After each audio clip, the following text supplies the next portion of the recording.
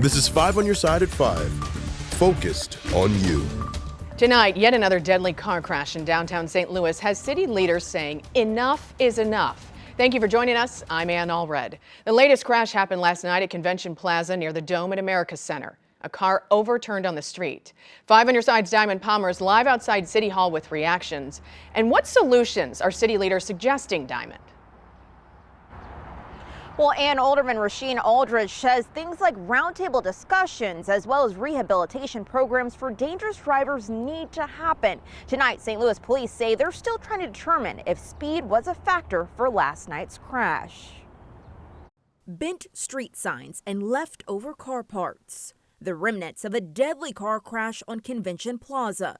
Alderman Rasheen Aldridge is one of many city leaders frustrated about the problem. We really need to start looking at not as traffic violence, but as a violent pandemic that we have here in the city of St. Louis. Thursday night, police say a man crashed into another car and his vehicle rolled onto its roof. The driver, who has not been identified, died at the hospital.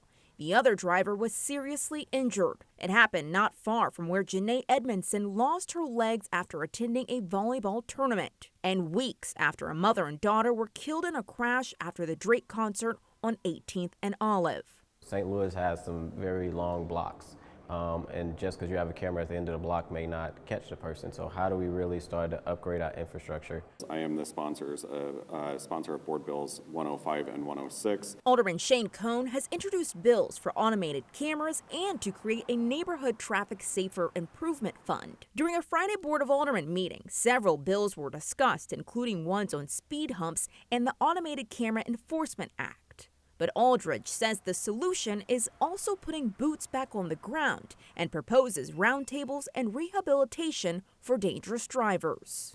How do we rehabilitate people on driving in a safer way? Just like we look at rehabilitation with substance abuse, we need to look at the same thing when it comes to traffic violence.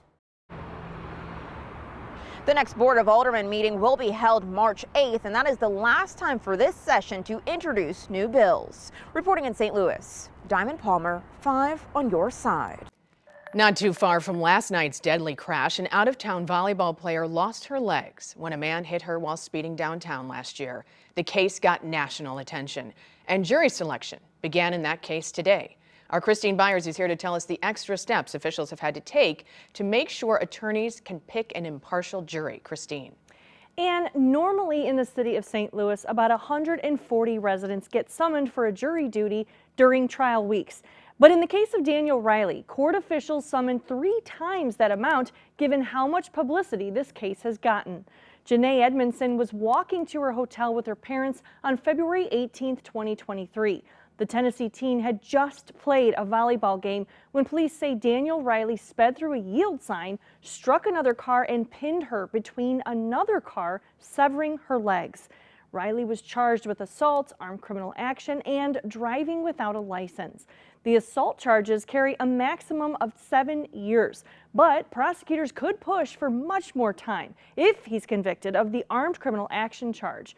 SLU law professor Anders Walker says given how many crashes there have been in St. Louis, he believes the circuit attorney's office has a tone to set. I think maybe they should make this case an example for anyone who's out there thinking about running red lights, speeding, hitting other cars, racing in the streets. Yes, this is going to be a case to watch. Now, Riley's attorneys tried to get a change of venue for this trial, but Judge Michael Noble denied that request. Opening statements are expected to begin Tuesday. 4 children killed in a house fire are being remembered right now. A visitation is being held for 2-year-old Millie, 6-year-old Jackson, and 9-year-old twin girls Ellie and Ivy. A funeral service begins in about an hour. Police say their mother set the fire that killed them in their home in Ferguson on February 19th. Their mother also died in that fire. Legendary sound engineer Bob Heil has died. The Marissa, Illinois native was a visionary in sound engineering. He died after a year-long battle with cancer at the age of 83. Heil invented the talk box, used most famously by Peter Frampton and Joe Walsh. His work left a mark on the music and broadcasting industries. He even has a display at the Rock and Roll Hall of Fame. The Missouri Republican Party caucuses are tomorrow. Voters will have a chance to weigh in on who should represent the party on the November presidential ballot. Nikki Haley seeks her first win of the campaign, but Donald Trump is leading the poll. If you plan to take part, you need to be in line by 10 a.m. We'll have full coverage tomorrow night on 5 on Your Side at 10. This cold spell ends today as we look live at the conditions right now in Chesterfield. Those clouds as the sun is setting. Spring-like temperatures return tomorrow. Meteorologist Jim Castillo is joining us with the weather first forecast. Jim. Yeah, February's over and here we go into March. We did start out with this. Eric sent this in from Washington, Missouri.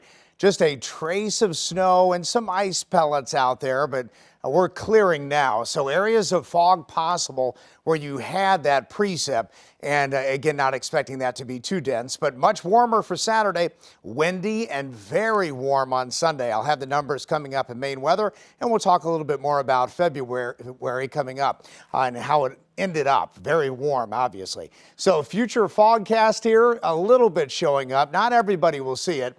And right now, if you're stepping outside, it's 49 degrees and 56% on that humidity. So that's still a little bit high. And tonight's forecast down in the low and mid 20s. I'll have much more weather for you coming up in just a few minutes as we take a look at Chesterfield again, how clear it's becoming. Ann? An alert for Metrolink riders. You should expect some changes next week. A 2-mile stretch of the Metrolink damaged by a flood in 2022 will fully reopen. 5 on Your Side's Travis Cummings shows us the changes. It's been a long time coming for the people who use the Metro to get to and from. They say that they're glad the company is putting in the work so that theirs won't be impacted. The westbound platforms at the University City, Big Bend, and Skinker Metrolink stations will reopen Monday. These platforms were closed due to flood damage, which required both westbound and eastbound Metrolink passengers to use the eastbound platform to board their train. On Monday, westbound Blue Line passengers will need to use the westbound platforms at these stations to catch their trains and will no longer need to cross to the other platform. A new Metrolink schedule has also been implemented. Metro says this is a result of a lot of work in an effort to keep services going. Look, our teams have been working through the night, in the middle of the night often, 2 in the morning, putting new signal houses in, repairing our tracks, and all of that work thankfully is now done. And so we'll return back to that original service. So point blank, you're going to want to take the next couple of days to get adjusted to the new schedules if you're using Metro to get to and from. All of those schedule changes are posted on their website. Reporting in St. Louis, Travis Cummings, 5 on Your Side. Another indication that the threat of COVID is lessening, the guidance being dropped by health officials. Check out the frightening scene that played out in Louisville today. How rescue crews got this driver to safety.